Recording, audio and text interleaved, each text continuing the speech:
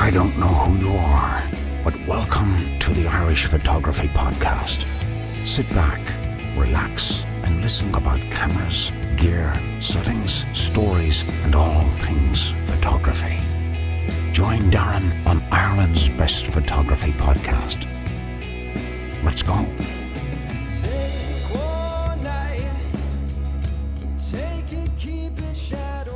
You're very welcome to episode 143 of the Irish Photography Podcast. My name is Darren, I'm your host, and I'm joined by somebody who's hopefully going to be able to educate me on something I know very, very little about.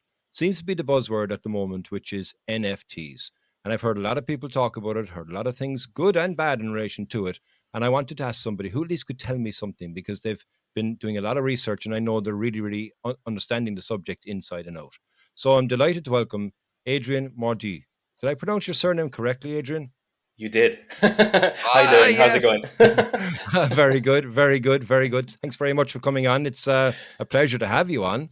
And, Yeah, you and likewise. we've spoken, I don't know, a number of times actually on Clubhouse, and I was always fascinated in relation to your approach to photography and your work.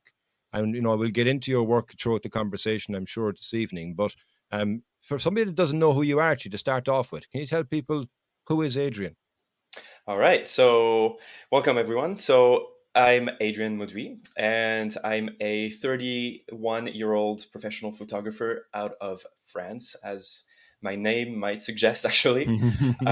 So, I do this full time, and I do cinematography and photography. So, that's what, I started with photography, and by extension, I landed into the realm of cinematography as well with time lapse, and now I'm doing more and more real time. So at the very start, I did specialize in night photography. So this is what I do. I go out at night. I'm probably like a vampire or something, but I do go out at night. I do a little bit of landscape during the day and also wildlife, but my big interest is in astrophotography. So anything like aurora, Milky Way, moonshots, the stars, the constellations, the nebulae, you name it. So I did have a deeper specialization in what I call deep sky time lapses. Some of the listeners might have seen them in the past.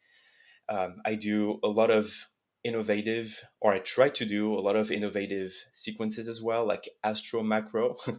We can develop that afterwards if you want. Crazy astro panoramas using crazy focal lengths, something that people wouldn't really think of when doing astro. So on a daily basis, I do two things majorly. I do a lot of content production, especially in the summertime, because I do sell a lot of my time-lapse sequences and now a little bit of my real-time sequences to big production companies. Wow. I've done, those are like the sort of the behind-the-scene production companies, but I've been featured in documentaries on Netflix, Nat Geo, and big platforms. So I'm just starting to get a name for myself, which is good. And the second thing is mostly in the winter time, but it's becoming less and less, especially because of the COVID situation. I do guiding and workshops, both for aurora chasing and astrophotography. And I think the last thing I want to say for this question is I do live in beautiful Arctic Norway, right under the aurora. So that's perfect. That's a perfect vantage point for me, because I just need to, get out the door with my camera and I have the aurora, basically. So Yeah. Well, I think anybody that's seen your work on Instagram, I mean, it's nightlight films as well, and that's where I first came across your work, and straight away I was like, wow, look at this. This is just incredible. You say, Excellent. I take some photographs of the aurora. You take incredible photographs of the aurora. You take incredible deep sky images, and your body of work is absolutely phenomenal. Time lapses, incredible. Real time, as you say, incredible. So like, you are a phenomenally talented photographer, and I'm delighted to have you on. And you've given a fantastic intro in relation to the different types of photography. But I think what I'd like to kind of know more so on is like your style of photography, and how did you kind of develop your style?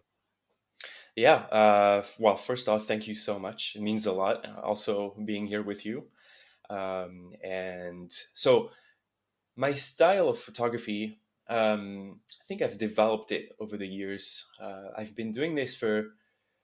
At first, I did it not or non-professionally as a hobby. I started, I guess, Okay. like a lot of people. Yeah, for But sure. I've done it for now. It's been almost 7 years, I think, 7, 8 years actually. Started in Denmark, watching the aurora for the first time from like a very low latitude. So my first aurora shots were really crappy, to be honest. And I so guess it can't be amazing in the first time you try anyway. Let's be fair. yeah, I mean, and especially now when I look at pictures of other people, other like young people online that there's like, oh, my first picture of the Milky Way, and they just pull out like this. All right. Okay. I got Yeah, you. Yeah. like, Yeah. okay, you should look at my first picture. Anyway, Yeah. I digress. Back to the subject.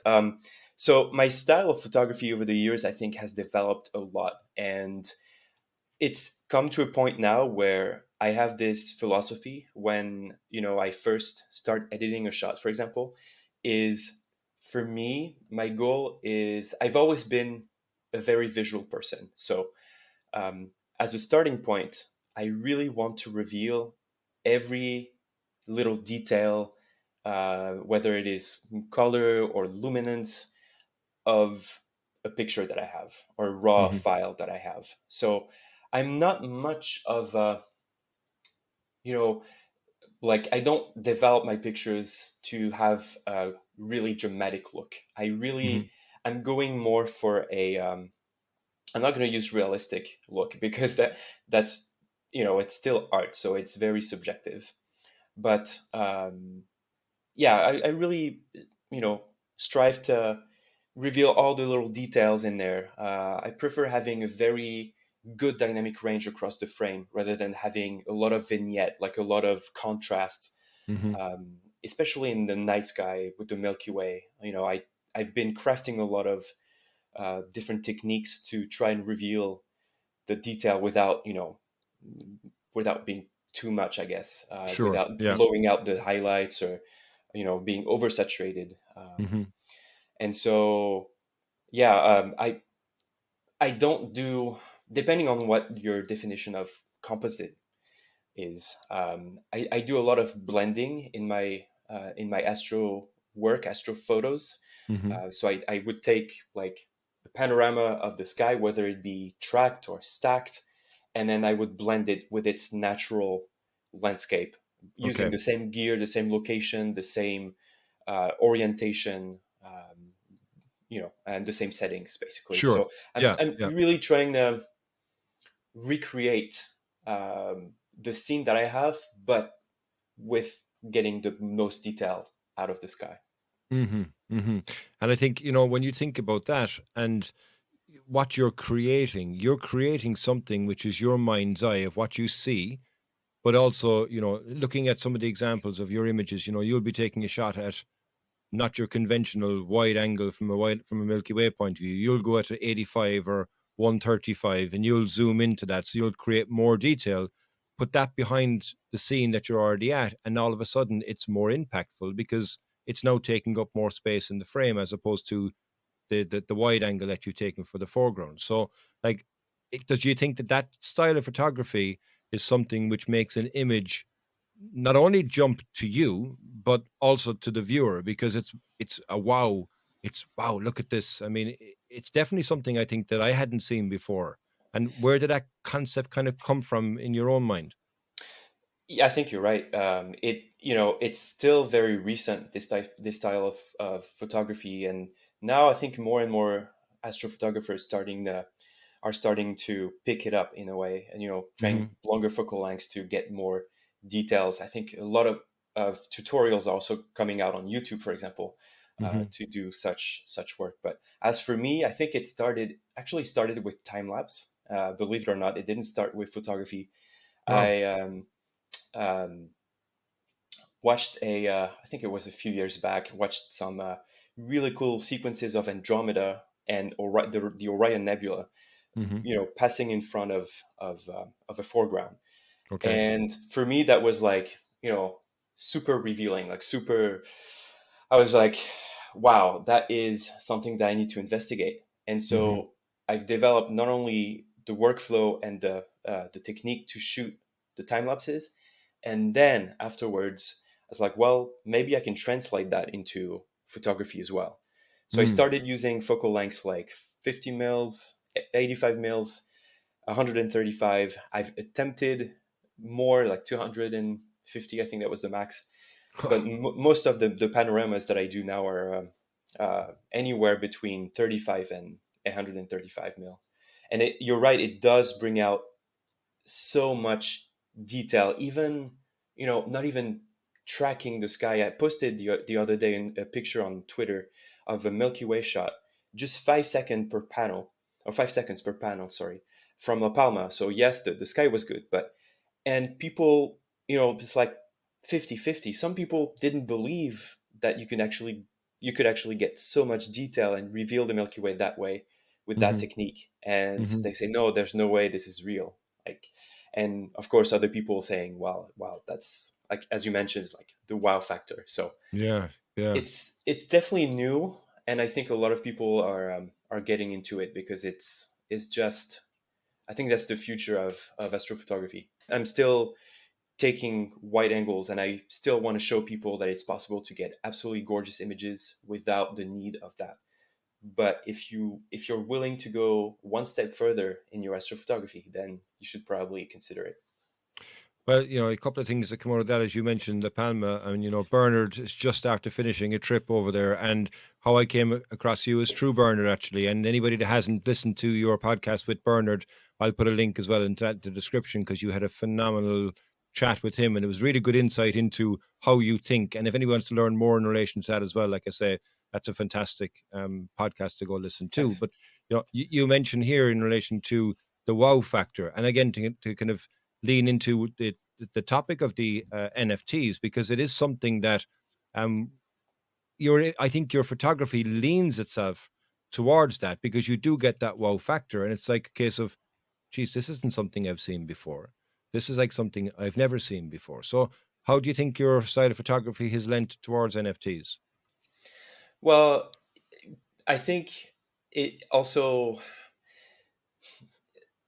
I'm seeing now. I'm seeing some very very talented photographers mint similar work, but I think I minted mine at the right time because it's the ones that I've sold. Uh, I think it was one of the NFTs that I've sold is uses that technique Hmm. of, Okay. that sort of zoomed in panorama and more detail. Hmm. So I think that got the attention of collectors, and especially I think that was 3 weeks ago on Twitter. There was another collector looking for nebulae pictures and, like, pictures of uh, at least like detailed pictures Sure. of Yeah. not the Deep Milky Way, space. but deep space and deepscapes. And Hmm. I think that's becoming more and more of an interest. So that's, I would say that's definitely good for me that I do have this part um, of of work in my collection For on sure. the NFT platforms, anyways. Yeah, for sure. So tell me, time to kind of teach me a bit here, Adrian, in relation to it. Like I say, I know nothing in relation to NFTs. And I think it'd be an interesting one as well for our listeners to kind of learn more in relation to them. So the first question I have, I suppose, from that is, what does NFT stand for? Okay, so as a disclaimer, I've been in the space for only about 3 to 4 months, so Okay. Yeah. I'm probably not the best person to ask. But um, and everything that I'm gonna talk about in terms of NFTs from now on, it's gonna be based on my very little experience. So, Hmm. if you're wondering about NFTs and what they are, definitely take some of the advice that I have, but also do your own research. But Sure. I'm gonna try and be as precise and concise as possible to explain to you what it is. So NFT stands for, it's those are initials, and they stand for non-fungible token. So like I said, not even 4 months ago, I did not know squat about NFTs. And I found myself in a clubhouse room, and to be completely honest, they were talking about gas fee, and I was, completely gullible, and I was, okay, it's like, oh my god, is the price of gas, I was asking them, like, is the price of gas that high in the US?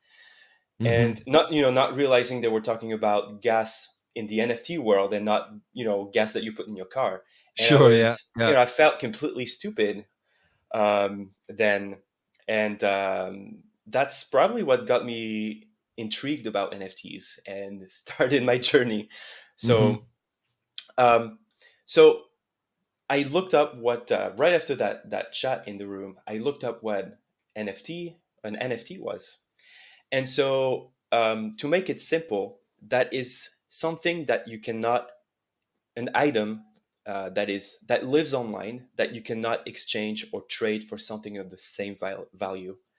Right. So it's a unique, one of a kind asset that only lives online. That's not something that is analog, that is physical, that Hmm. is on the internet. That can be anything, like an image, a GIF, a movie, a sentence, a song. I think there was also, like, the CEO of Twitter sold his first tweet as an NFT as well, Wow. for, like, I can't remember the price, but that was like in the thousands of dollars. Wow. And so anything that lives online can potentially be an NFT, if Mm. there is value on it, and if, like, collectors see value in it, and if there's a market for it, basically. Okay. So now I know what an NFT is. So, like, how does it work then in relation to it? So, like, you mentioned it's a digital asset. Explain that to me. Basically, anyone that has in on their computer, in their hard drive, if they have, like, pictures, movies, time lapse, pretty much anything, even like a song, if they have the rights to it, of course, Hmm. Hmm. they can enter the NFT world. It's something that is very open. It's very new. I mean, NFTs are not that new. I think that they're here. They've been here for like a few years already. I think it's 3 or 4 years. It's that Okay. old, but it's become very trendy now. Not sure if it's because of photography, but it's becoming, talked about and very Sure. famous at the Yeah. moment. Yeah. So basically, anyone who has this kind of asset can enter the NFT world and basically start either collecting or selling their art in a way. Okay. So when you sell, you're considered an NFT artist, pretty much like in the real world, if you're selling your art. Okay. And if you start buying, then you become a collector as well. So Okay. most platforms that you're on, we're going to talk about the platforms in a minute, but Sure.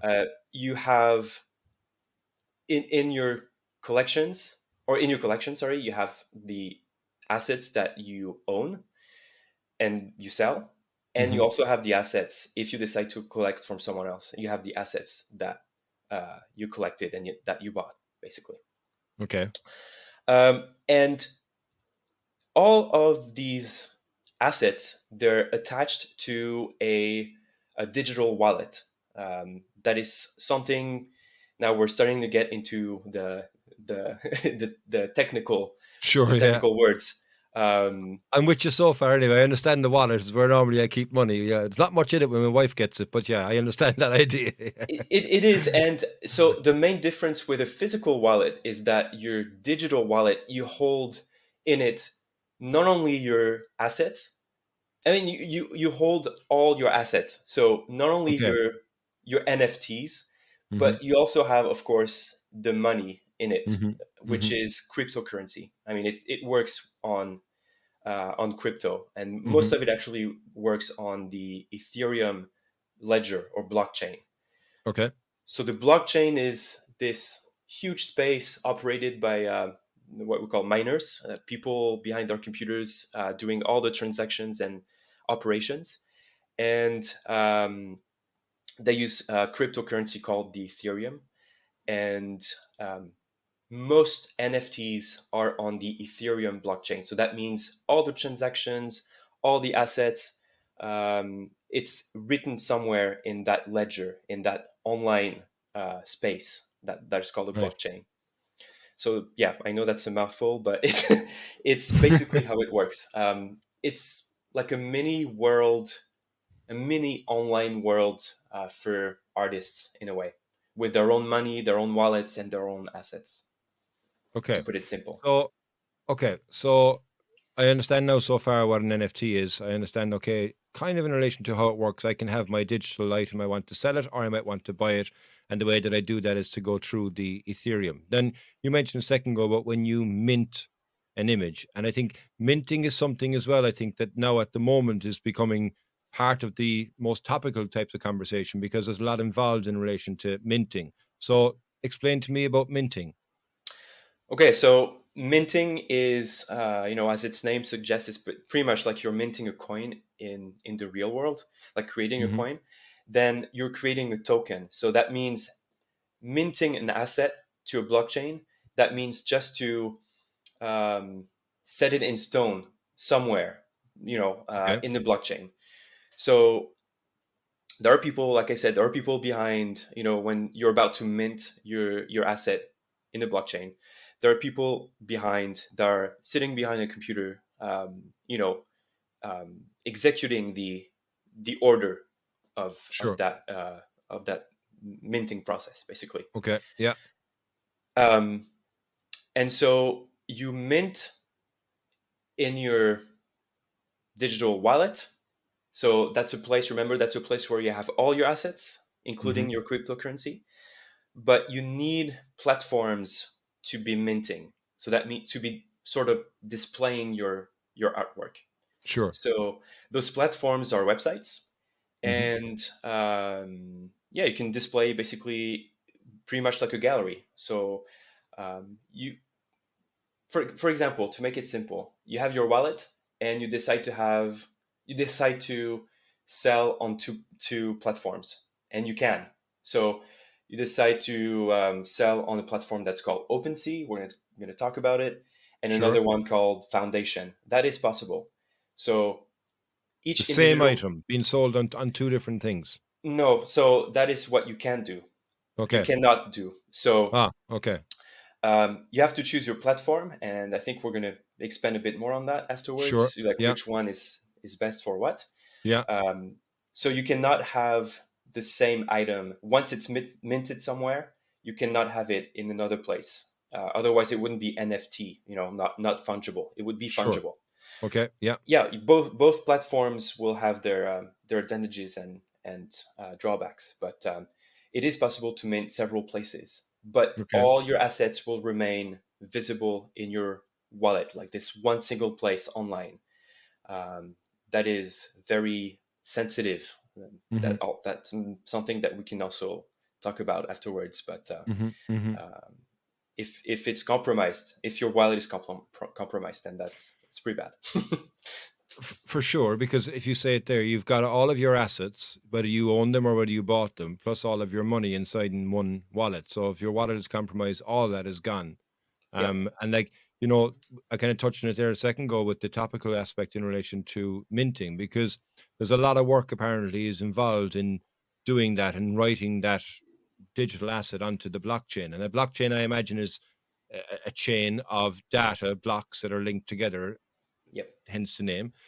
So it has to be written as code into that blockchain. And I think that's where the challenge comes in then, because it takes a lot of energy to be able to do that from people that you say sitting behind the computers and are, writing this code and writing it in forevermore as a digital world or a digital string of whatever it may be on this blockchain.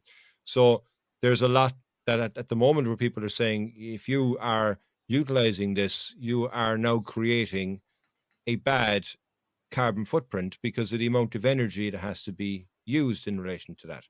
Now, I don't know. I mean, it's something I'm interested in. I've seen stories and such in relation to it. I don't know the actual impact and the severity. And I don't even know if people can quantify the impact and the severity in relation to that.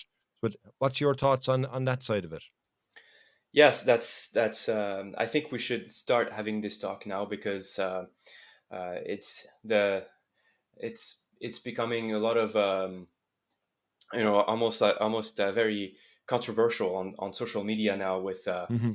dividing even the photography community. So I think it's healthy to have this conversation amongst photographers and also the people behind and the pretty much everyone involved in that. Hmm. So from what I've been gathering in the past weeks, because I think now it's gaining a lot of momentum online, Hmm. and yes, I think it. From what I gathered, it has a big carbon footprint. I'm not sure either, though, where it comes from. As opposed to any other things that you do online, like a typical transaction if you're buying your next car online, for example, or your next computer online. Like, what is Hmm. the cost of having a bank transfer in terms of carbon footprint versus minting an NFT? I Hmm. know it must, that's a lot of code probably. So I went online and I found um, a few figures. So I'm not sure. Again, argue that's very arguable. Those may be reliable sources. Some might not Sure. be. Yeah. I'm just reading what I found online, and they're saying Digiconomist, sorry, which is the source, estimates a single Ethereum transaction's carbon footprint at 33.4 kilogram of CO2, while while artist and programmer Mimo Aitken estimates that an average transaction specifically for NFTs has a carbon footprint of about 48 kilos, as opposed to 2.3 kilos of CO2 if you were to mail an art print, which is 14 times the amount of minting an NFT. But now I'm reading those numbers. I'm not sure mailing an art print, if they're mailing it overseas, where they're mailing it to. Then we there's a lot of things involved as well with printing something and the cost of ink, the material, the canvas. All of this has a cost and it's different for everyone and for everything basically. So, and also from the chat rooms that I've been participating in the past weeks, we've been discussing it a lot also online. And I've heard a lot of people say that it's virtually impossible to put the finger on precisely the amount of carbon dioxide that minting NFT, like a single NFT, is producing, basically. Mm. Okay. So I'm not sure if we are comparing the same things, if we're comparing different things, if those comparisons are even, you know, um, reliable and significant. But as of now, that's the big topic. It is producing apparently a lot of carbon dioxide, and my take on it is that reasoning with the figures that I have and my own experience is that the action of minting, the minting process, and all the people standing behind all the computers, most of them are in based in the U.S. and um, I've also looked online at the current, percentage of where the U.S. is taking or producing their energy from, and it looks like, unfortunately, as of now, they're producing their most of their electricity from fossil fuels, so not necessarily renewable energies. So I would tend to believe that now, yes, I have to agree that minting an NFT is probably worse in terms of environmental cost versus mailing an art print as of Hmm. the present time. But NFTs are here to stay. They're not going away anytime soon. I think that's probably, I'm not sure if I go too far by saying it's the future of art, but they're here to stay, at least in the near future, in a few years to come. So I think we, instead of being stuck with a problem, we should start finding a solution. And I think future wise, in the near future at least, mailing an art print will be more costly to us rather than producing electricity, because producing electricity can be done from renewable energies, right? And that will be greener. Hmm. Now, inventing a plane or a cargo that can work on electricity, now that I would like to see, and that's probably not going to be done in the next few years, and Hmm. those will still be running on fossil fuels. So the potential for NFTs to become greener is much higher, in my opinion, than you know mailing an art print. So it's like Hmm. a lot of transitions that we have. Yes, we're a bit sloppy at the start. It's we're We're it's humans. Yeah. yeah, it's trials and errors, right? Yeah. So yes, as of now, the carbon offset of those NFT of minting NFTs is very high apparently. But I believe that we can do much better, and ultimately, and I think in the quite near future, we can do much better than analog and physical art print. Hmm. Yeah. So do you think, in relation to it, that as we evolve from our energy production, it's going to become more energy efficient than all the trucks that are required, all the planes that are required, all the material that's required in relation to the factory that has to produce the ink, the factory has to produce the machines that will produce the ink, the factory that has to produce the machines that will produce the paper that's been used, the trees that are being cut down to produce the paper, the wood, the trees that are being cut down to produce the wood. You're creating something which is digital, away from a physical form, without all of the ancillary baggage, let's just say, that will always be there unless you find a more efficient route to get it from the artist to the wall of the owner. Whereas it's the methodology at the moment. The theory of NFT is a digital asset, but the way that it has to be written into the blockchain is where the energy inefficiencies are. And you're Mhm. saying that it's in the US. Why is it all in the US? Why isn't it somewhere else where it can be more energy efficient? Why does it have to be in the US? I'm not sure.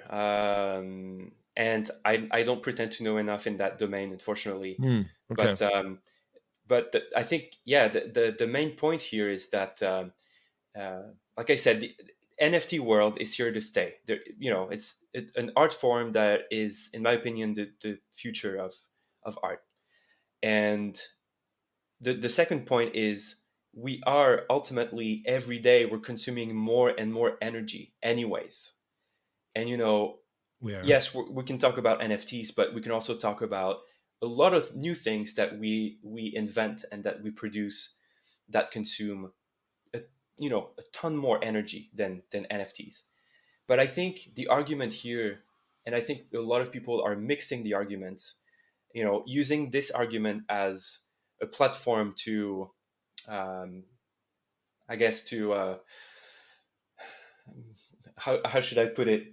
Um, a platform to get to another argument, which is, they don't really understand why NFTs are good, or they probably think NFTs are useless. We can print, it's useless to have something digitally like on your phone. Hmm. And so then they introduce this problem of energy. But I think a lot of those people in their everyday lives, I'm not saying all of them, but a lot of those people in their everyday lives are, not taking a lot of things into consideration. So Mm. yes, NFT does cost a lot of energy right now, but look at what you're doing on an everyday basis, right? Surely the same can be said for electric cars and the production of the batteries in electric cars. Some people are driving electric cars thinking I'm cleaner to the environment. Yes, you are, from your own emissions, but the production of the lithium ion cells is horrendous, and the damage that happens from that. And that doesn't really come into it. Plus, also, the disposal of the lithium ion cells is Yep. even worse for the environment. So, I mean, I think, as you say quite rightly, as things as evolve and get better, then ultimately you're removing the physicality, which is the real carbon impact per se, and bringing that purely into a digital world, and the amount of work and energy that's needed can be found in a cleaner environment, as you say. So it should end up becoming a much, much better platform in the long term. But of course, right now it's not, because the perceived aspect is the damage that it's doing far outweighs where we are damaging ourselves currently. But that's, as you say, Mhm. perspective. You know, what would you say, 1.4 kgs, or so, I think you said a moment ago there in that statistic. But that's just from the artist to the wall.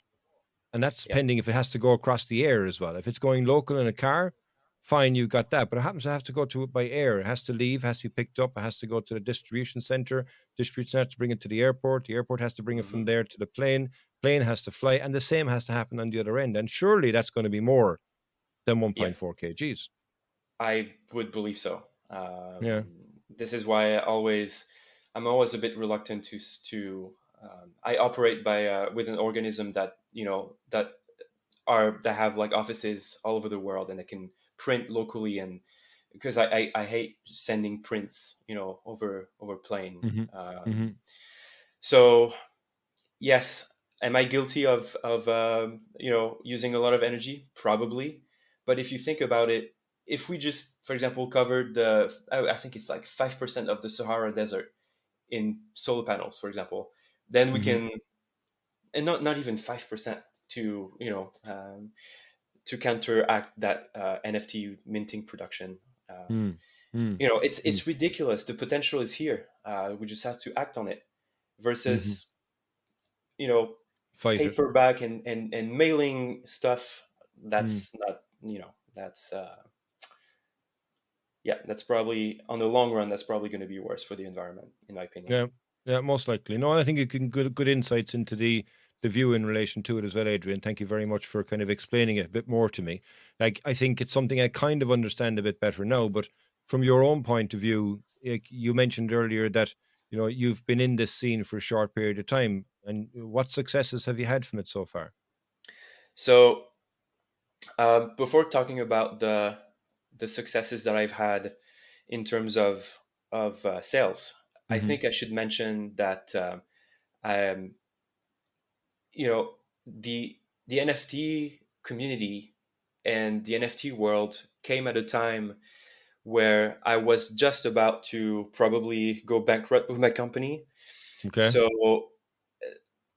before talking about the financial aspect, sure. the community aspect of it is just incredible.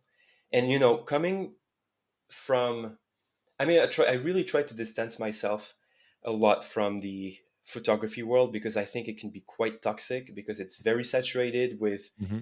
few actors and they already have a big name on social media. So it's first off, it's very hard to make a name of yourself Hmm. if you start from scratch. Hmm. And also trying to engage with them, that's in most cases that's probably not going to work because we, you know Yeah, it's how it is. Yeah. it's how it is. And the NFT, especially the photography world in NFTs, is so refreshing. And it came at a point where I think a lot of people needed it. A lot of photographers, whether they're small or big, um, they needed it. And it kind of like reshuffled the cards for everyone. It doesn't matter if you have a name, it doesn't matter if you have a large following on social media. It's a place where everyone can interact and has to interact with their collectors, and the Hmm. collectors will collect anyways.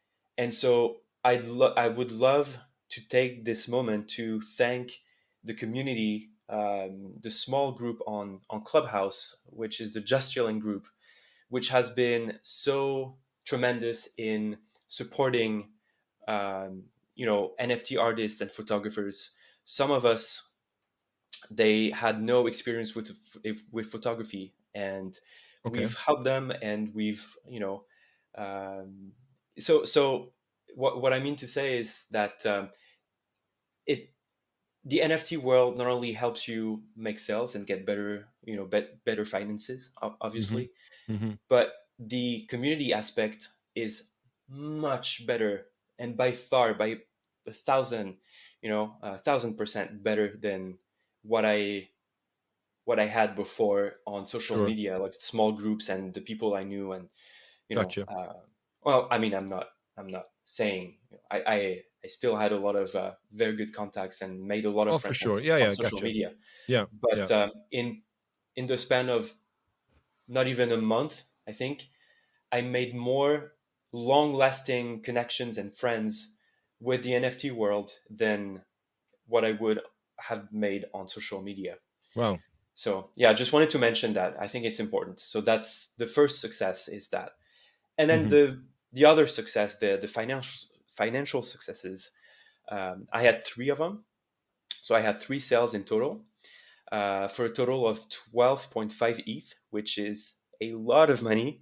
Wow. Yeah. I just, when I made my first sale, I was just, you know, oh, my jaw was on the floor. I just could not Blown believe away. it. For me, oh, Yeah. I was blown away because, as I mentioned, that I came at a point where I was very, very bad financially. My company was, I was COVID, and Hmm.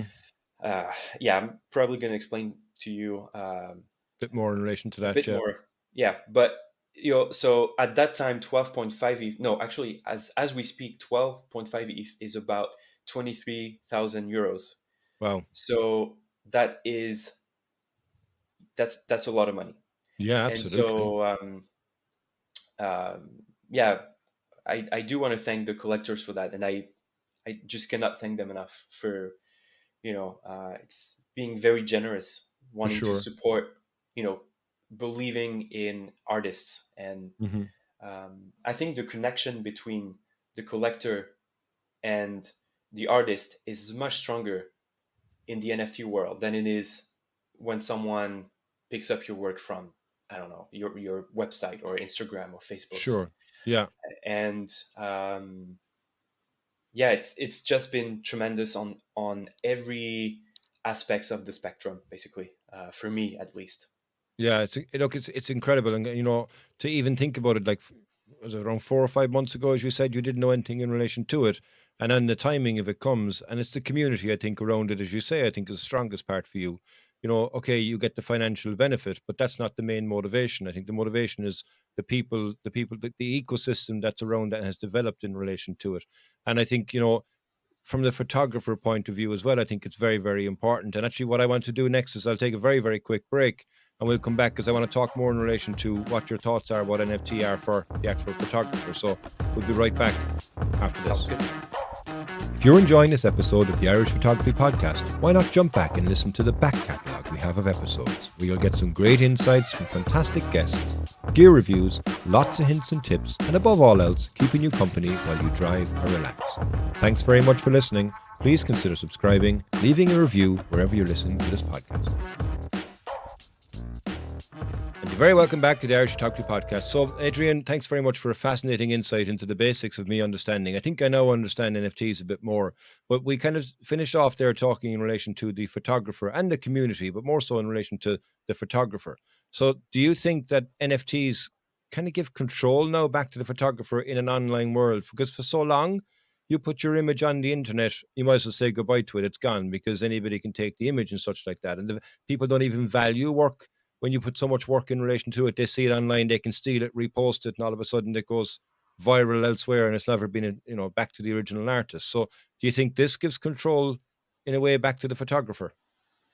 It absolutely does, and I think that's a very good point. A very good question first, and very good point that you have. And I will corroborate what you just said by, you know, intellectual property. That's something that is very dear to me, especially in the past year, because I've been struggling on social media to get my voice heard, especially on Facebook and Instagram, where virtually, sorry, every big hub would just, collect my stuff, Hmm. download the stuff, and whether it would be pictures or time lapse or videos or and whatnot, and they would just repost it. Some of them with credits, some of them with no credits at all. But Hmm. in all the cases, most cases, sorry, they just don't ask you first. And this Hmm. is, in my book, that is a no go. And I think before last year, I wasn't really. I was aware of it, but I wasn't really touchy on that. But now, you know, knowing that. that's a lot of money that is lost to me that I could have made, you know, doing something else, Mm-hmm. than, selling prints and whatnot. That's a huge loss when you think about it. That's Mm-hmm. photo after photo being quote unquote stolen, because this is what it is. They say we just shared your work, featured, and they say, but this is actually quote unquote use the work. It's Yes. actually using your work for to their profit, basically, Mm-hmm. because they gain much more by posting your picture than you gain For from them, sure. and Yeah. they have you believe that gain visibility and more followers, but in reality, I should tell you, the percentage or the number of followers that you gain from a single post on social media, whether it be on Instagram or Facebook, is minimal. Mm-hmm. Like, yeah, maybe if it's a big hub that has like several millions of followers, one Mm-hmm. post will get you maybe 100 followers. Mm-hmm. But the smaller ones, like at 50K, 100K, you gain virtually nothing. Well, yeah. Uh, as you mentioned, your work is being drowned in this sea of endless, drowning pictures and drowning movies. But yeah, it's been a lot of going back and forth with copyright violations for me in the past Wow. years. I've actually gained a lot of money from it in the past year. If for the listeners, please know that this is your work. Don't let other people take your work for free, even if you're not a professional photographer. That's money that you could have made, selling prints and doing something else. So Mm-hmm. know that you can get compensated for that work. Sometimes it does work, sometimes it doesn't. But filing reports, I know it takes a lot of time, but it does work. Mm-hmm. But so knowing this, um, the NFT world, again, come at a point where it could not have been worse for intellectual property, because now intellectual property is, that's not something that we consider Mm-hmm. on social media, on the internet anymore. Anyone, like you mentioned, anyone can just like take an image from Google, from Facebook, and then make it their own and Mm-hmm. use it as their own. And it's been like that for some years now. So the NFTs could not have come at a better time, in my opinion, because um, it puts value back onto the artist's work, whether it be pictures or movies, right? Because they cannot be duplicated, and because collectors are actually interested in those and having this one of one. Um, Most of them are one of one.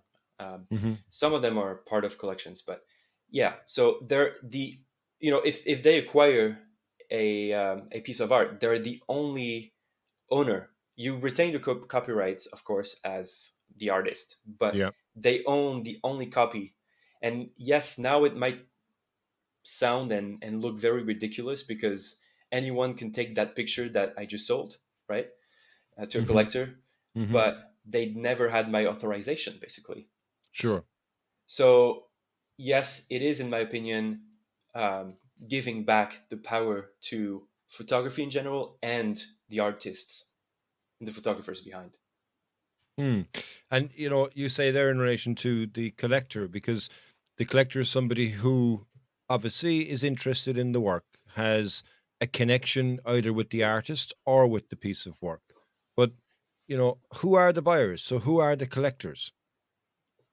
So again, I think it's only very recently, I think not even 4 or 5 months ago, that photography became sort of popular amongst NFT collectors. Okay. Before that, NFTs, if you looked at NFTs 2 years ago, it was mostly animated GIFs, um, crypto Game figures, game little characters and stuff like game that game as well. characters, Yeah. pretty much like cartoons. Mm-hmm. And now, you know, photography has gained a lot of weight and a lot of influence, and it's become very trendy now amongst collectors. Okay. Now there aren't a lot of collectors yet, but as we speak, and actually as you contacted me for to do the podcast, Mm-hmm. I did not know this then, but that was maybe a few days ago. But Mm-hmm. now, and that's something I think people need to be aware of, that is that the NFT world is evolving so fast. Like a day in the NFT world is equals months, if not years, in the real world. Okay. So Okay. it's evolving that fast. And so I've just seen in the past 3 to 4 days, maybe, new smaller buyers, because there's this big buyer that buys for a lot of ETH. And Okay. he had been, I'm not citing any names though, but he had Sure. been Yeah. Yeah. collecting consistently over the past months, and he appeared to be the only buyer, but actually Okay. not. All right. There are a lot of buyers now. I've seen at least 5 or 6 today that bought Wow. from people that I know, from photographers that I know, and yes, they're buying for less ETH, but I think the goal is to get more collectors Mm-hmm. in the game. So to answer your question, who are the buyers? They do come from the NFT world. They've been here for a while, but they just did not know photography. They're not photographers. Most of them are not photographers. They don't know anything about photography. They Okay. just they just like what they see, and this is the principle of collecting something is you like what you see, right? And you Mm-hmm. take an interest Mm-hmm. Mm-hmm. without going into detail. They don't. I don't think they care too much about like the settings of a photo, like how to set up your camera and everything that a lot of Sure. photographers are very enthusiastic about. But yeah, they love photography and what it has to offer, and it's been the trend so far. So fingers crossed that it continues that way. And tell me, how then do they decide that they want to buy? So they obviously have the ETH themselves and they hmm want to purchase that. So, like you mentioned about people that have been NFT space for a long period of time and obviously purchasing um, uh, gifts or even game characters or unique digital aspects of it there. But like if somebody wants to buy right now, how did they go about doing that then? I mean, you say there was one, now there's more. So how is there more? Talk. Do you know in relation to that and how they would buy? Yeah. So back to the. I think we have to go back to the minting process. So once you minted your work on the platform, you have to list it. So I know a lot of people talk about minting. Minting just means engraving your asset in the blockchain, but Hmm. now you need to put it for sale, basically. And now it depends on all the platforms are different, and it depends. Some of them have conditions about listing your work and meaning putting a price tag on your work, basically. Sure. Yeah. And some of them take a little percentage off of that price when you sell, and Okay. some of them have different conditions. Um, but so once you listed your artwork for a price, then a collector might be interested. So they usually spend time on social media looking for NFT artists. They browse on the platforms themselves, even though it's becoming quite a large pool of NFTs. I guess it's quite Yeah. hard to Yeah. get your work seen and for collectors to find something that they like. Hmm. So yes, when they do find something that they like, they go to the platform, and some of them work with auctions, Okay. some of them work with offers, and some of them work. You can choose to sell something for a fixed price. So depending on the platform, lots of them work with auctions, and so the the buyer, the collector, will place a bid, um, of course, higher than the reserve price, which is the term that is used to Sure. to describe the price that you've given Yeah, to the your base level. NFT, Yeah, the base yeah, level, right? yeah. And so the auction ends when the um, you know usually depends. Sometimes it's after 24 hours. Sometimes it's sorry, the artist can decide. And once the auction ends, then the piece goes to the highest bidder. Hmm. And so it's still in your collection, but it's owned by the collector. So of Okay, course they bought it, so it appears now in their wallet, if that makes sense. okay, yeah. So they've bought that, and now can Yep. they do something then with that as well? Can they then decide to keep that forever? Can they decide to sell that again? Can you decide to sell it again? Can you still print the image? I mean, what happens there after they've bought it? Oh, Does it stop there? it does not stop there. So different options from there. From your side, there's nothing much you can do, at least from for the same NFT and on the same platform. Actually, for Okay, the same NFT, because you cannot mint it again. right. Once it's sold and it's living on the blockchain, you cannot mint something that is similar. Okay, And if you did, for example, there's been a little bit of controversy. For example, let's say you were selling a time lapse, and then you were putting for sale a frame grab from that time lapse. right. That would create a bit of controversy, Mm-hmm. because you're basically selling something that has already sold to someone. So that someone might come and say to you, "Well, hey, hello, Yeah. what are you doing?" So Mm-hmm. I think it happened in the past, and so to be from your side, I think you should not do anything. You should be very aware of your collector, and especially at those prices, Mm-hmm. Mm-hmm.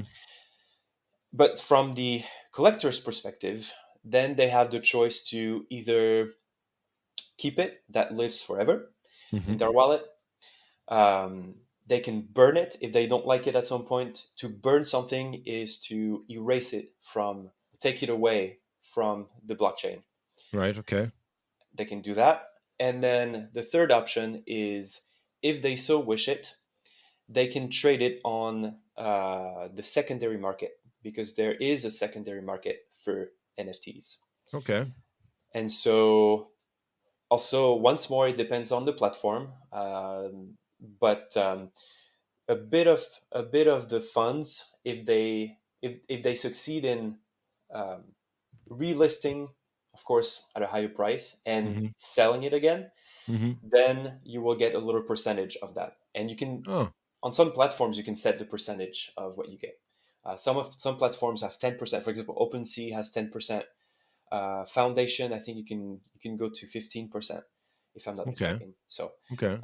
yeah, it all depends. But there is a secondary market, and I know some collectors only collect they only see financial gain uh, from Purchasing NFTs, the. Yeah. like the value Yeah. behind, Yeah. and they're saying, oh, they're betting that this piece of art will become very popular in a year's time, for example. So they decide to they've collected it for 2 ETH, for example, and then they decide to sell it again for, I don't know, 15 ETH, Mm-hmm. something that That's the the idea. Yeah. yeah, that's the idea. And I've seen that a lot. Something that I would not think, I would never think of minting and listing something for 15 ETH, but Mm-hmm. maybe the collector sees something in it and Mm-hmm. then will list it again for that price. Okay. So, how then does the photographer, sell? What does the photographer need to do to kind of get set up, to have number one, I suppose, to have an image that they would think is good enough to sell on an NFT anyway, first and foremost. But yeah, they've picked that image. Okay, what do they need to do? I mean, of course, you need the basics, I suppose. Really, you need to be on the internet, you have your computer and everything else. But how does somebody go about then listing an item? What do they do? All right. So, few steps. First one is to create your wallet online. So a platform like MetaMask will do. I think there are other platforms, but I use personally MetaMask. Okay. It works well. It's just a plugin that you can download for. It doesn't work on Safari. It works on Chrome. and other browser, but for some reason it doesn't work on Safari. Anyways, Okay. Yeah. so download the plugin, create your wallet, and to get you started, you need some ETH. So you need to buy some ETH first from your own fiat. It's called fiat currency. So whether it's euros or dollars or anything else, you need to buy some ETH to get you started, because some Okay. of the platforms ask for a little bit of ETH, and that's something I haven't talked about yet. Is the fees that go behind, Hmm. um, you know, minting and creating your And this ledger, whole basically. platform. Yeah. Yeah. Mhm. So get a little bit of ETH to get you started, to pay for fees, and then once your wallet is created, then you can decide what platforms are best for you. Um, if I have to give you two off the top of my head, I would talk about OpenSea. That's more of the, as its name suggests, it's like a big sea of NFTs. Yeah. It's very easy to mint. It doesn't cost you anything. I think it costs you a little fee at the start to create your account, Hmm. but it doesn't cost anything to mint and to list. Okay. While on Foundation, for example, which is another platform, it costs every time. It costs a fee every time you mint and you list an Okay. NFT. So it's something to be aware of, Okay. and that's called gas fee, because it needs um, the miners behind the minting process. They need gas to mint. That's like Sure. a metaphor, basically, Sure. to Yeah. say, Yeah. they Yeah. need something to. And the higher fee you pay, you have different options. You can pay a very low fee, but then you need to be aware that it's going to take ages for your NFT to be minted. Right. So the higher you pay, the more your NFT, or the order gets on top of the list, or on top Okay. of the pile, and then Okay. the faster it goes, the faster the process goes, basically. So yeah, something to be aware of. And so um, yes, once your wallet is created, once you're on the platform, your account is something that you I haven't realized at first, but when you come to an NFT platform, your account is pre-created. That means once you have a wallet, if you enter to the wallet address to that platform, it Hmm. will recognize your account Okay. that is associated with the wallet. And of course, you're gonna have to put a profile picture, make compose a little bio, Sure. and links, and put in links. But you will be recognized. And like I said, most platforms don't have fee to start this, except Hmm. for OpenSea, for example. There's a little fee, but that's ridiculous. That's almost nothing. There are other platforms, like I should mention Super Rare, for example, but Super Rare is very exclusive. It works on not only on invite only, but the selection process. It's like a little jury All right. curating. Okay. To get Yeah, in. Yeah. it's very hard to get in. You need to have like a project almost, Okay. and you need to send in videos, presenting your work, why you're a good fit for that platform, and everything. So it's a bit harder. Hmm. Foundation is harder as well. It's not as hard as Super Rare, in my opinion, but it's still a little bit, you know, it's on invite only, so you need to know someone with invites, Okay. and someone who is on Foundation only gets 3 invites for the first sale they make, and then afterwards they get an invite, I think, for every invitee that sells, Okay. basically. Okay. So it's a bit Okay. complicated, but you don't have a lot of invites. So Hmm. I think they look to, you know restrain the number of people on Sure. Foundation to Yeah. make it more exclusive. Sure. Also, Foundation takes 15% off of your sale, something that you need to know. Okay. That's quite significant. Versus Hmm. OpenSea doesn't take anything. That means when you sell for $2,000 or 2 ETH, you sell for 2 ETH. Okay. No hidden fees, right? Hmm. Hmm. Gotcha. And so, yeah, mint and list the work that you have. and put the value. I think we're going to talk about it in the advice afterwards that I can give you Yeah. to set the value of your work, and then yeah, basically advertise it on social media, and you're good to go. So you don't want to miss to mint something that isn't going to be, as we call it, a banger image that's going to get the attraction that somebody's going to want to buy. Likewise, you need to have a big following, or do you not need to have a big following for your art to be spotted and your art to get out there? I mean, that's a kind of a question that I've thought in relation to it. Can the average person, you know, with a good image, get it up there, get it seen, get it sold, or do you have to have that big following and post it up on social media in the hope that you catch on with one collector that likes the image? What's the story with that? Well, at least in my experience, my short experience, Yeah. um, I, I would say no. And that's refreshing news. That was almost music to my ears when Mm-hmm. it's like you Mm-hmm. don't need a big name. Mm-hmm. I personally don't consider myself a big name. I have a bit of a following on Facebook, but my Instagram is moderately high, not that high compared to other photographers. But I Sure. know of other big photographers that got into NFTs and started on Foundation and started on OpenSea and everything, and they haven't sold at all, and they have millions of followers Wow. across social media. So I would say no. Having a big following doesn't necessarily mean you're going to be successful in the NFT world, and I think it has to do with the fact that NFT collectors, they don't care primarily, if you have a name.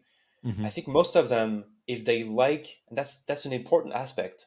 And again, I think it reshuffles the cards. If they like what they're seeing, they will buy it no matter Mm-hmm. what.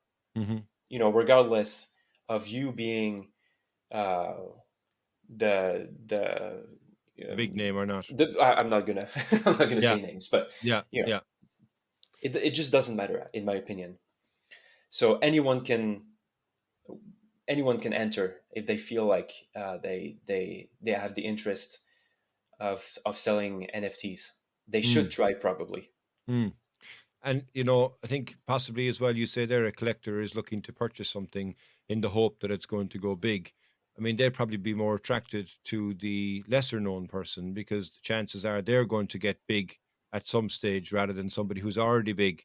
They might end up paying more for that image because that name is Okay. already big. So if they're buying the image, it's like, it's artwork. It's like paintings. You'd love to get a Monet before Monet was known. You'd know that Hmm. it'd be worth millions. I mean, at the beginning, the big artists were starving artists. They didn't have the notoriety and the value attached to their work and such like that. So I think it's an interesting concept from what the collector is doing, because the collector is banking on this piece of work, not the artist as such, but also it is linked to the artist because will that artist still got huge room to grow and expand, or have they already reached that level? So like I say, it could be a saturation point reached during that. Hmm. And we've kind of alluded to it earlier on in relation to, different approaches. So, like, what advice would you give to somebody who wants to sell?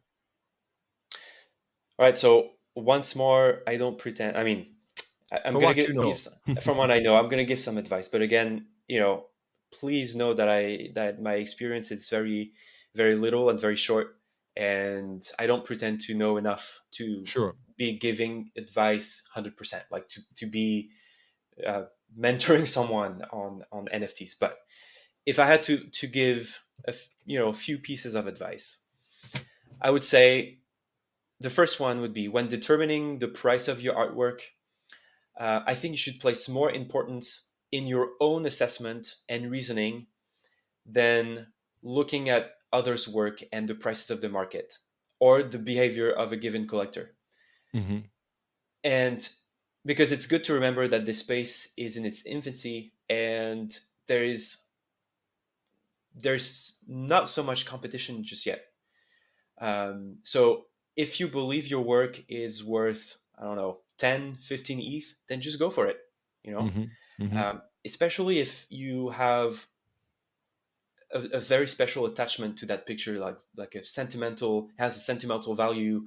So much hard work went behind that picture. So yes, of course it's going to be, there's an argument there. So of course it's going to Sure. be Valuable priced to you. highly, Yeah. valuable to you. And then remember that you price something that you sell. It's a one of one for most platforms, right? So try to, in your head, to calculate the price if you were to sell a print, that you're going to send to this one person, and you're never going to print it again. Of Hmm. course it's going to be in the thousands of dollars. So Hmm. that really justifies the high prices of NFTs. So don't judge others, don't look at others as a reference. I think it's very important that you look at yourself and your own assessment of your own worth, and the work that went behind the picture, Hmm. Hmm. to Hmm. evaluate, to assess the value. So Mm. the second piece of advice is to definitely, even if you don't have an account, to be on Twitter, because from what I've seen in the past uh, months or weeks, I should say, is that platforms like Instagram and Facebook, and I think you mentioned it, they're not really, relevant for NFTs, because there's a lot of backlash at the moment on Instagram, anyways, and Mhm. collectors are probably on Facebook or TikTok or whatever platform, but Mhm. most of them are on Twitter. So if you don't have an account yet, just create one and try to. It's very important to engage with collectors without shilling. And when you shill something is when you say, "Hey, look at my work." On their tweet, for example, like you will see a lot of people, a lot of collectors saying, I have so much ETH today, and I'm going to buy something. Show me your NFTs." Then you can do it if you want, Sure. but don't go harass people if you know they're a collector, a potential collector. Don't go harass them on social media. That's the worst thing you can do. And I know some collectors who blocked, and even worse, they burned. Wow. Actually, the my very first day in the NFT world, um, I was I got a sale on the very first day, which is Wow. crazy. Yeah. And this guy on Twitter, he was one of my followers, obviously, and he, I was just tweeting about my sale and how amazed I was at that sale and at that collector, and thankful. And then he tweeted something in the thread saying, "Hey, look at my work, collector, look at my work." And then what I didn't know was that artist had already sold to that collector Oh, maybe a week before, and the wow. collector was absolutely resented that guy, all of a sudden. And then he burned actually the piece that he bought, and he blocked that guy on all platforms. So if I When have he one piece of advice, yeah, don't force people onto your work. when he burned that, did that also burn the ETH that he had paid, or did the artist keep the ETH? Oh yeah, no, that's the transaction is still engraved. So the ETH is for him, is I guess them shouldn't reveal who they are, but Yeah. um, the ETH is gone for the collector, obviously. But so when you burn something, you just burn the asset, the NFT. Yeah. That means, yes, you bought it, so you lost money, Yeah. but you're not going to have this piece in your collection anymore. Gotcha. Um, I think Gotcha. it's more of, when people burn things. I think it's more of a how it looks and how it feels, kind of Hmm. feeling. Hmm. Hmm. They Hmm. I don't think they care a lot about the ETH, about the money. Hmm. Yeah, yeah, for sure. And I suppose, when you talk in relation to an online world there, I think there's a lot of things that people would be scared of because it's an unknown area. There's a lot of different things you're talking in relation to this, getting a wallet done, setting up an account and foundation or whatever it may have Hmm. been. So, Yeah. like, how safe is that environment? Is there areas to be careful of? You have to be conscious, obviously, of your, online security and scams. Yes, and that's That's awesome that you pointed it out, because it's a very new space right now. And of course, as every new space, well, even old, I guess, but even more so in new spaces, is the rise of scams and scammers. And Mm-hmm. in the past week alone, I think I've seen, you see them on Twitter, unfortunately, because those people being scammed, they usually tweet about it, Mm-hmm. and you realize that they've had their wallets completely emptied of both NFTs and ETH that they had collected in the past, which Wow. sometimes is worth, you know, $10,000, $20,000. Yeah, as you create your wallet, you really want to be careful about um, those people, and you're gonna notice, probably you're gonna start receiving DMs and emails about potential collaborations. Please, please, please do not fall into the trap, and above all, do not click any links that are in the original messages. That's how the hackers or the scammers get into Your wallet. your the wallet. And once they have access to a wallet, you're done for. It's gone. Like yeah, you can just forget about it.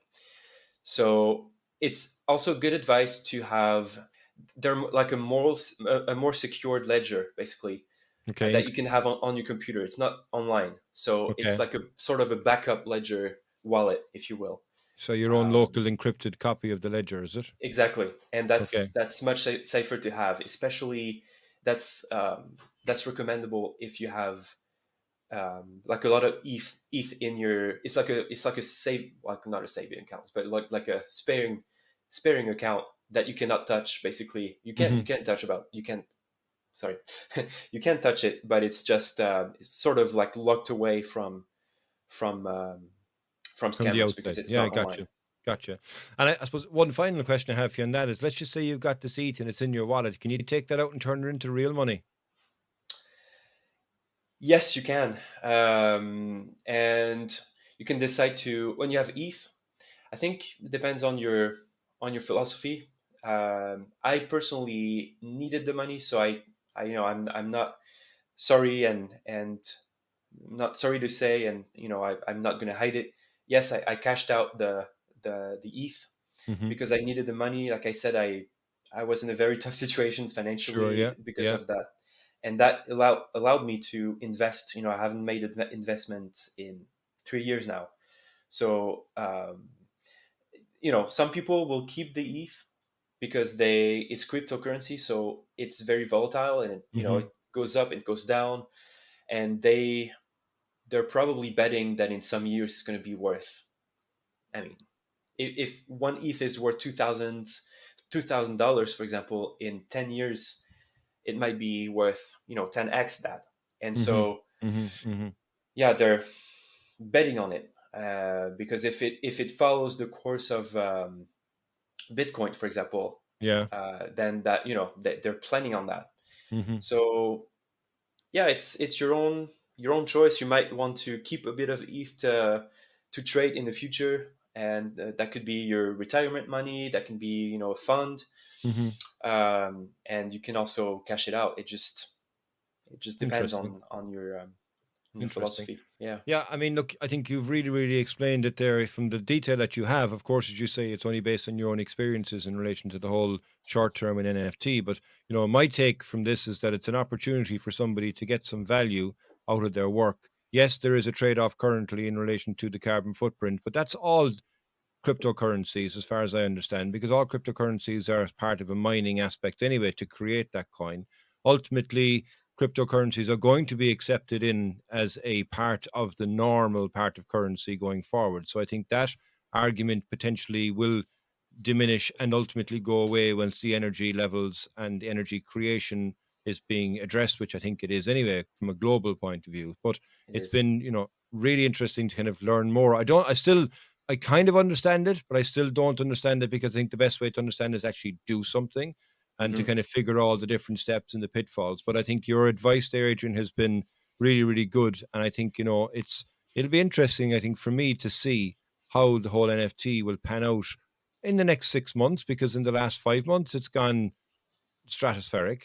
Where's it going to be again in 6 months' time? Where's it going to be in 2 years' time? I mean, it's an emerging route to market. It's emerging not only just from a money point of view, but also for people to see your brand and to see your work and to, build your business. And I mean, your business is not about one photo. Your business is about what you can provide and what you can do. And, from even your images, and actually just one thing I want to talk to you about, I suppose, in relation to something that I've seen when I first looked at your images was your Northern Lights images, man, are just absolutely off the charts.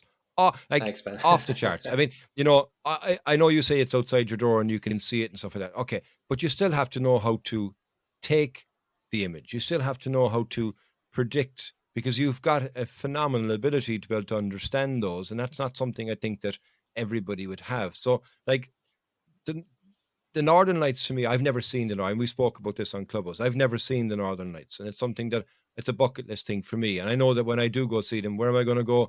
I'm going to go to somebody who's going to know where they are and can show me. So I can guarantee you that's going to be something that when I do get the opportunity to go see the Northern Lights, I'll go see them with you. But think you'd ever get bored of the Northern Lights by any chance, will you? No, I don't think it's possible for me to get bored.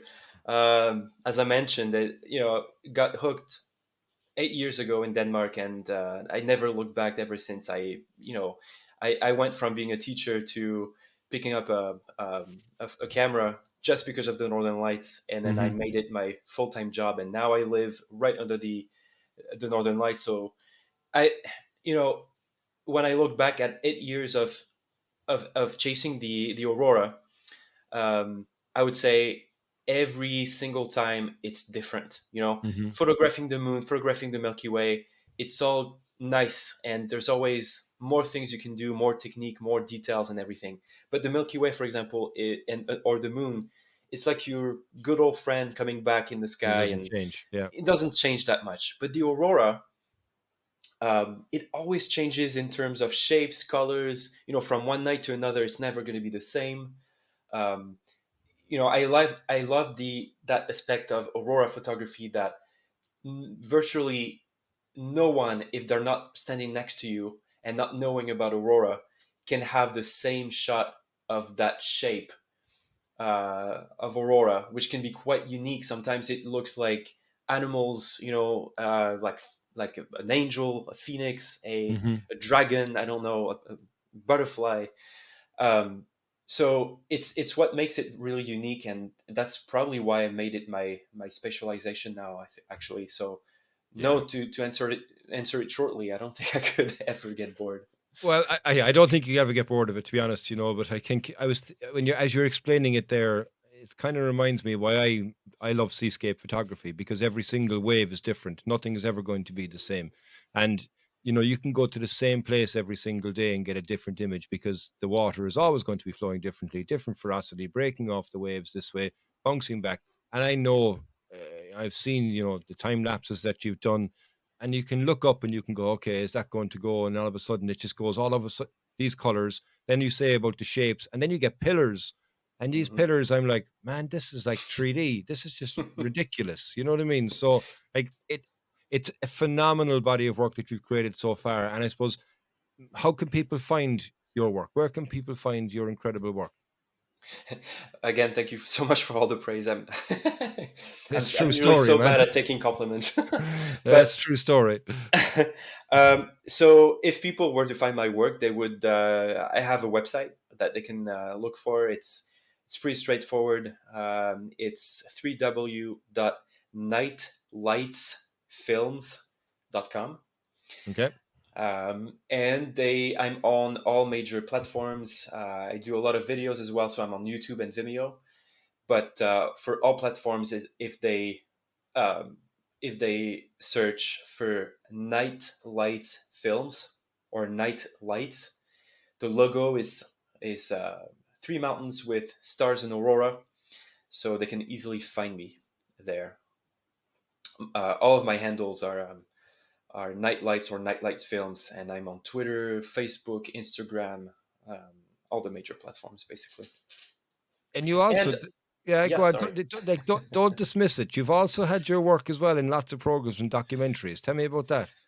Yeah, so um, it's quite a secret now. So I'm under An I'm under NDA. NDA. Yeah, so Yeah. I cannot really speak about it, but it's going to be big. But as you know, as for starters, they can also find my work on Netflix, and Wow. so I'm, the funny part is I received a message that was a few years ago, saying, "Hey, we want to license some of your sequences, sorry." And I said, "Yeah, go ahead." So I sold them some of the licenses. They did not tell me where it was going to end up. And then one of my friends one day told me, "Adrien, I think I saw some of your time lapses on Netflix." And I go, "What?" And so, sure enough, that production company ended up, producing a documentary that is on Netflix actually currently now. That is called Night on Earth. Okay. And so, some of my archive sequences can be found in episode 2. I think it's called the not the long night, or not the it sounds like Game of Thrones, but I think it's the cold night, something like that. It's Hmm. aurora sequences. And Night so, on Earth series, episode 2 on Netflix. yep. Unreal. And so that's the big one. I have several other small platforms. I think it's not really relevant, but keep watching in the next years, because I have a few contracts with those production companies. Fantastic. So you should be able to see my sequences Brilliant. on the big Fantastic. hubs. And I suppose, the kind of almost second to last question that I have actually for you is, like you mentioned in relation to kind of teaching and helping people to learn and such like that. Like, talk to me in relation to how do you help people? Like, with workshops? Is it online courses? Is it one-to-ones? How do you help people improve? So yeah, education it's been, I was a teacher before, so it's been a big part of what I wanted to do with photography. And as soon as I not only learned from a lot of people at the start, watching a lot of tutorials, and Hmm. so it's only fair for me to share the knowledge. Of course, it's my work now, so I need to put a price on it. I need, Yes, it's a for sure. service, so Yeah. um, I I'm usually willing to answer questions, but if it goes a bit more into the realm of technicality and gear and everything, then Hmm. I orient people towards my workshops. So I do not hold a lot of physical workshops. I have in the past, when I was a guide at the Aurora Borealis Observatory. I was there in the field doing workshops with clients. But now, with the COVID restrictions, especially here in Norway, I'm more of an online workshop photographer. Okay. And so, um, especially now, I can't really travel because I'm in between the two shots. It's very delayed here in Norway, so I haven't gotten my second shot yet. So I'm all of my travels are on hold as of Hmm. now. So I do everything online. I do two sorts of classes online. I do one-on-one astrophotography post processing. It's for all levels, so it can be beginners or advanced, and it Okay. includes tons of techniques and softwares, whether it be, you know, star reduction, bringing contrasts, um, stretching the curves, using panorama softwares, Photoshop, Lightroom, you name it, Wow. even PixInsight, which I've learned about recently. So, and the second class is how to successfully chase the aurora. Um, Mm. so it's the science behind the aurora, how to predict the aurora, how to experience the aurora, and how to photograph and film it. And it comes from this very comprehensive iBook. It's only available for Apple devices as of now. I'm working on a paperback and an ebook version for Android Wow. phones, and it's very comprehensive with tons of videos and innovative interactive figures. And it's about chasing the aurora as well. It's for all level. It's color coded. It's really I Class. worked so hard to put it in this book. So if you want to check it out, it's on my website. If you're planning a trip in the near future, I strongly recommend that you read it, Yeah, because there for are tons sure. of misconception about the aurora. You probably know yourself. Well, I don't know much about the aurora, but I'm sure there can be plenty misconceptions out there, because it is the internet, and that is all about opinions, and that's, I think, where opinions can spread very quickly and gain legs and such like that as well. So what I'll do is, like, I'll be putting links and stuff anyway to how people can find you online. I'll put a link as well into that, into the show notes in the description in the podcast. So, Perfect.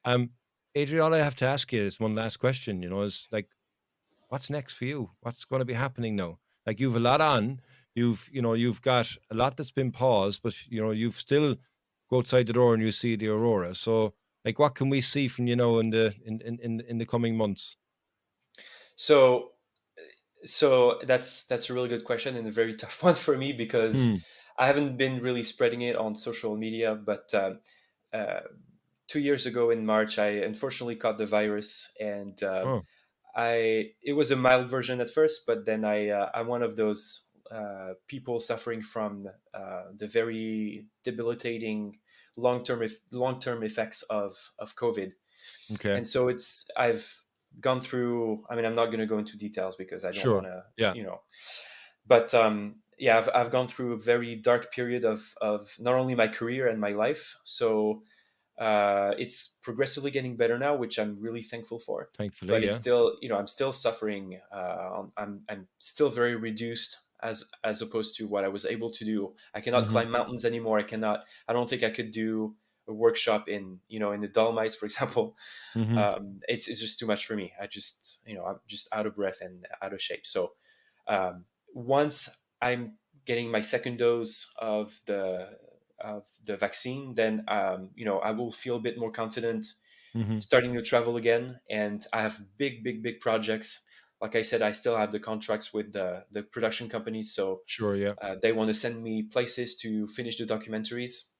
Nice. And I will also start doing. I will start receiving people to guide here in Tromsø. So I will open actually my physical, um, enterprise Sure. Yeah. or Business. Yeah. company Yeah. business. And I will also start doing much much more um, free tutorials on being active again. Like behind the scenes on, Mm-hmm. because now I'm mostly behind the camera, taking a lot of content and putting it out there. But I'm actually not in front of the camera and doing a lot of behind the scenes traveling and Mm-hmm. being more out there. So this is what's in store for me when I get the second dose of the vaccine. Interesting. So some exciting things, I think, coming down the line in relation to it. And you know, you want to be producing some incredibly amazing content, I'm sure. So you want to be kind of getting out and going traveling and seeing different places. And I mean, I'm for one really looking forward to following along on your journey and seeing what you're able to produce. Because if it's half as good as what you produced already, then I think we're going to be in for an incredible treat over the next 6 months anyway. So look, um, Adrien, it has been an absolutely fantastic chat.